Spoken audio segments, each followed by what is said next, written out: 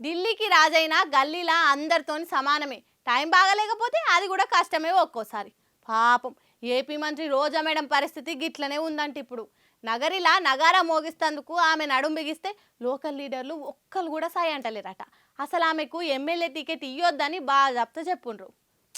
ఎవ్వరు రాకపోయేసరికి ఇక పెనివిటిని పిలిపించుకొని ఒక్కటేసి ఇంత చేస్తుంది. అయ్యో రోజక్క మేడము, ఒక్క మంత్రివి నీకెంత కష్టమొచ్చే చూడు. పాపం రోజా మేడం పేరు చెప్తే నగరి మొత్తం షేక్ అయితుండే. రాను రాను ఆ భయం లేకుండానే పోతుందట నగరి జనాలకు. ఇక వైసీపీ పార్టీ లీడర్లు, చిన్నపాటి కార్యకర్తలైతే రోజా మేడంను పిచ్చ లైట్ తీసుకుంటుర్రంట.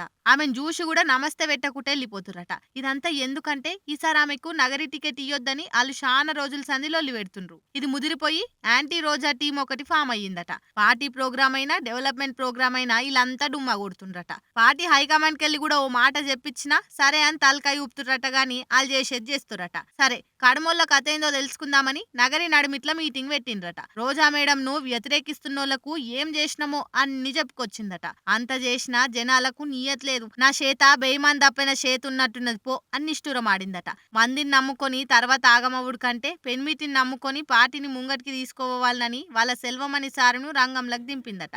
ఇప్పటిదాకా రోజొక్క పొలిటికల్ జర్నీలా సెల్వమణి సారు జోక్యం చేసుకోలేదు. ఇక ఇప్పుడు తప్పేటట్లు లేదు కదా అని అన్ని ఆయననే చూసుకుంటుండట. తమిళ ఉద్యమకారుడు, ఆయనకు తెలుగే చక్కగా రాదు, ఆయన వచ్చి చెప్పేదేంది మాకు అని కొందరు లోపల లోపల గులుగుతురట. చూడాలే మరి రోజక్క నగరి నగారా ఎంత కాడికి వస్తుందో.